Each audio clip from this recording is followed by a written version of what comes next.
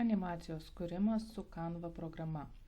Konkrečiai šitame animacinėme filmuke yra panaudotas fonas, pasirinkti fono efektai, tai yra apšvietimas, pasirinkta tam tikra kadro trukmė, matote visą takelį kadrų, jie yra skirtingos trukmės ir pritaikyti pagal ritmą muzikai.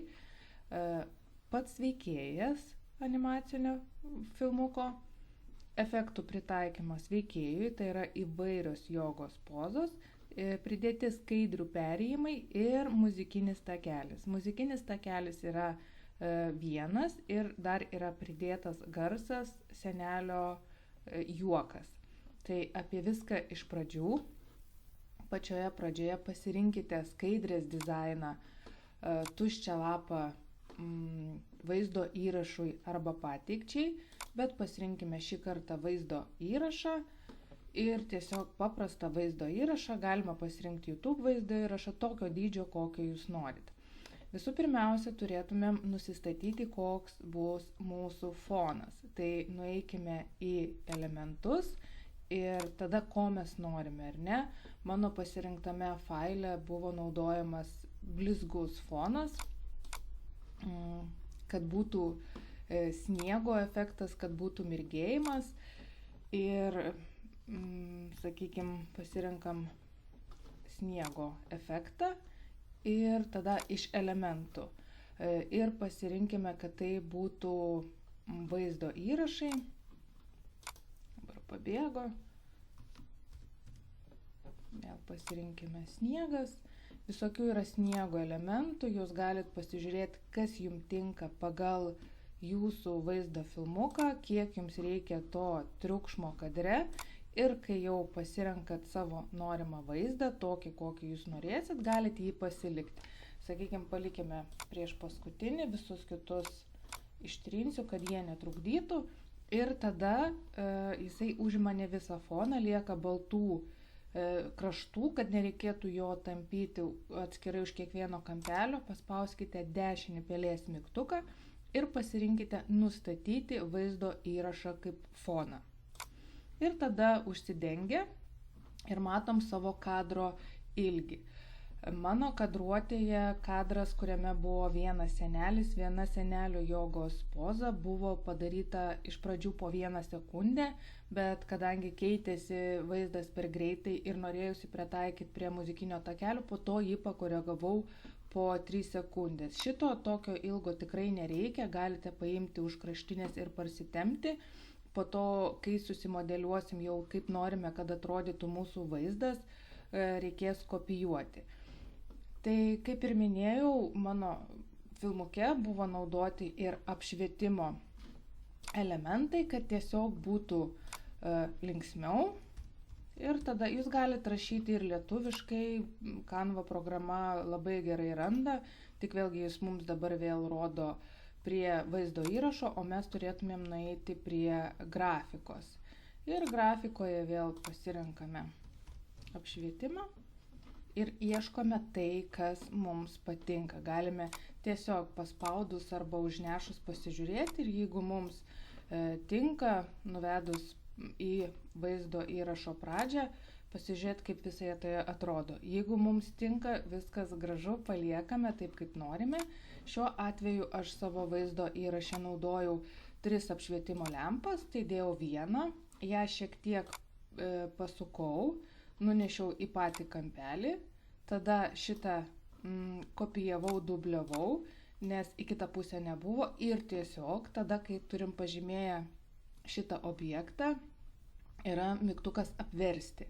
Apversti galime 2 būdais, vertikaliai ir horizontaliai. Man reikėjo, kad būtų iš kitos pusės horizontaliai, tai tiesiog tada galime apversti, pasukti ir nunešti į kampelį, kur yra patogu. Ir tai sukuria tarsi apšvietimo efektą.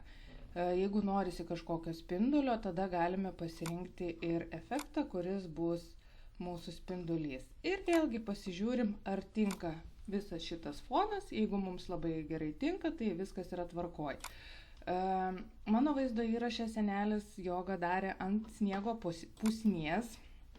Tai vėlgi grafikoje galime susirasti sniego pusnį. ir įsidėti taip, kaip mes norim, išsibandyti keletą pusnių, kokių mes norim ir tada, kad nesimatytų kraštelių, nusinešam ir prisiderinam. Mes kaip ir turime savo pradinį vaizdą, jis tęsiasi pakankamai ilgai, jo tiek nereikia įžangai, tada jau pavargsti laukti, bet tiek, kiek norisi, tiek ir pasidarykite. Ir jau šitą kadrą, pasidarę kadrą, galime kopijuoti. Atsiranda 3 taškeliai, ant jų paspaudus renkamės dubliuoti puslapį ir jau dirbame su tuo antru kadru. Tai dabar mums reikės pagrindinio veikėjo, tai senelio. Kadangi mano mintis buvo senelio joga, aš susiradau senelį, kuris atlieka tam tikrus, yra pavaizduotas tarsi sportuojantis. Kadangi tų senelių čia meta ne visas pozas, kurias aš radau jogos, yra 3 taškeliai ir tada aš matau, iš kokios bibliotekos yra paimtas senelis. Galiu nukopijuoti šitą visą pavadinimą ir tada įsikelti ir programa pati išmeta tiek, kiek jų yra. Ir tada jau pasirinkusi, kokį aš norėsiu įsidėti, kilnojau ir kopijavau.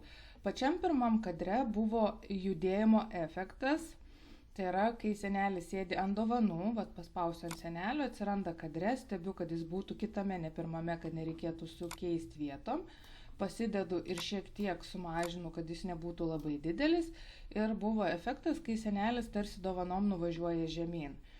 Tai šitoj vietoj, kai pažymėtas objektas, spaudžiame animuoti ir kairėje pusėje atsiranda tokia kurti animacija. Kurti animacija yra įdomi tuom, kad mes ją pasirinkus galim padaryti su pele, nutempti senelį, kur mes norime ir toks bus mūsų efektas.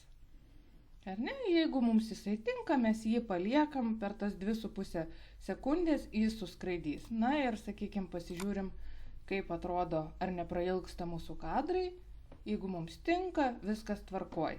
Tada jau kopijuojam kadrą, sakykime, šiuo atveju 2,5 sekundės, kadangi negaliu dar pasižiūrėti, kaip man viskas sueis, tai palieku 2,5 sekundės ir tada išsitrinu, stebiu, kad ištrinčiau tą senelį, kurį reikia ir tada jau dėlioju, kaip sudėliosiu pozas tą senelį čia.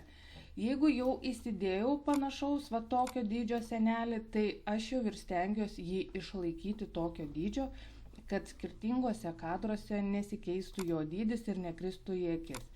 Dubliuoju puslapį, senelį galiu keisti tokį, kokį nori. Sakykime, šiuo atveju pritūpimo poza buvo įdėta iš abiejų pusių, o tempimo pratimas, sakykime, kad tai tempimo pratimas buvo tik į vieną pusę.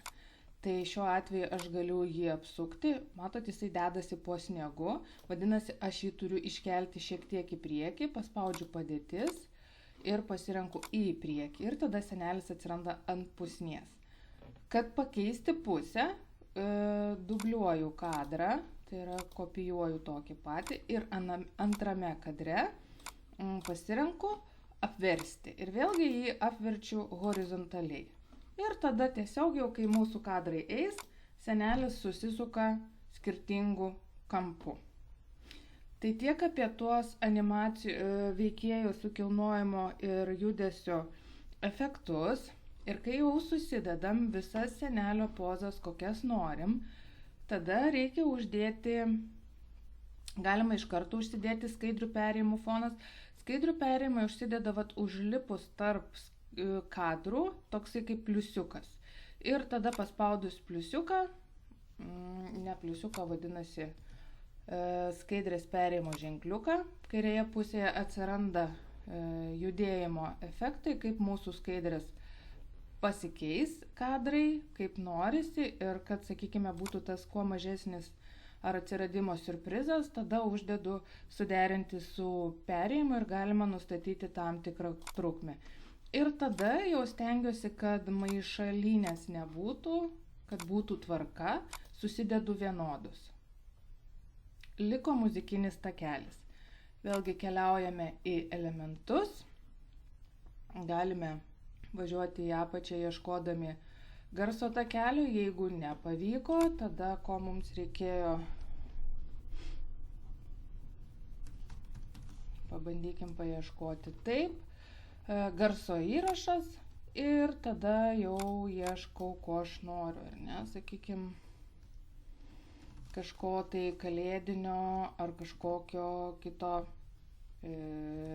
efekto, linksmo ir panašiai.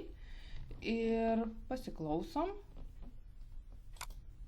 Čia irgi vėlgi reikia atlikti tam tikrus pasirinkimo, kokios reikia priderinti, kad, sakykime, būtų šiuo atveju senelis daro jogą, tai negali būti tokia linksma muzika, ar ne? Na, bet, sakykime, jeigu mums norisi tos muzikos, kad pamoka neužtruktų vien tik melodijos ieškojime, tiesiog ją tempiam ir nusitempiam tiek, kiek mums reikia. Jeigu nuo pradžios, tai tiesiog tystelim nuo pradžios ir muzika keliauja su tiek kadrų, kiek mes esam įdėję. Jeigu kažkurį kadrą paimsim, prailginsim, mes matom, kad muzikinis takelis eina toliau, tai mūsų muzikinis takelis ir užsidės. Jeigu norim pridėti dar vieną, sakykim, pabandykim senelio juokas, ar ne?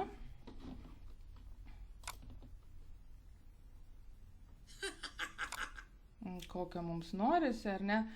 Na, įsivaizduokim.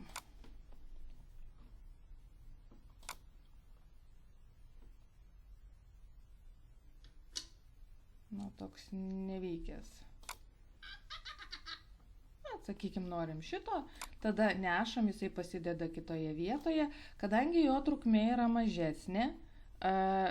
Jeigu norėtumėm daugiau, tai reikėtų vėlgi šitą juoką įsinešti daug kartų arba kopijuoti, o jeigu jis yra momentiškai reikalingas kaip kažkoks tai kadro elementas, pasidedam ten, kur mums reikia.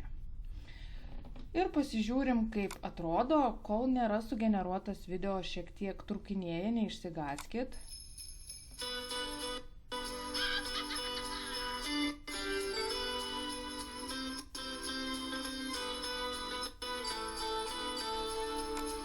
Ir dabar, sakykime, jeigu norim, kad kadrai sutaptų su muzikos taktu, kad keistusi, čia būtų didelis darbas atitaikyti jo trukmę, bet yra toksai mygtukas ritmo sinchronizavimas. Jisai atsiranda tada, kada įkelia muzikinį takelį ir galim paprašyti, kad jisai surastų ritmo. Jeigu mums viskas atitinka, šiuo atveju jūs nenorim man suieškoti, bet jisai sudėlioja. Ir tada jau mes turim savo visą padarytą vaizdo filmuką.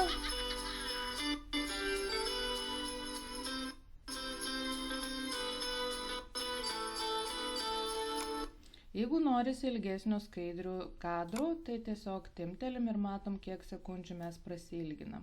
Kiekvienas kadras gali būti atskirai ir dažniausiai reikia taip pritaikyti, tai šiek tiek yra reikalų. Ir tada, kai sudėliojam, sakiau, neišsigąskit, kad dabar per bandymą garsas šiek tiek trukinėja. Ir jau kai sudedam visą savo filmuką, spaudžiame dalintis ir pasirenkam, kad tai būtų MP4 formatas. Ir pasižiūrim, jeigu jums kažkurio nereikėtų paskutinio ar pirmo kadro, jūs galite išsimesti, bet mums reikia visų, tada paimam, paspaudžiam atsisiųsti. Ir galime jau turėti savo filmuką, dalintis tiesioginės peržiūros nuorodą ir panašiai. Tai tiek apie animacijos kūrimą. Tai mums buvo reikalingas fonas, kažkokie tai vaizdo elementai, apšvietimas ar dar kokie kitokie, kokie jums norisi. Nusistatome kadro trukmę, įsikeliame personažą, uždedame, jeigu yra poreikis, judesio efektą. Įsikeliame muzikinį takelį, nustatome skaidrių perėjimus, pasižiūrim, susiredaguojam ir parsisiunčiam MP4 formatu. Sėkmės kuriant savo animaciją.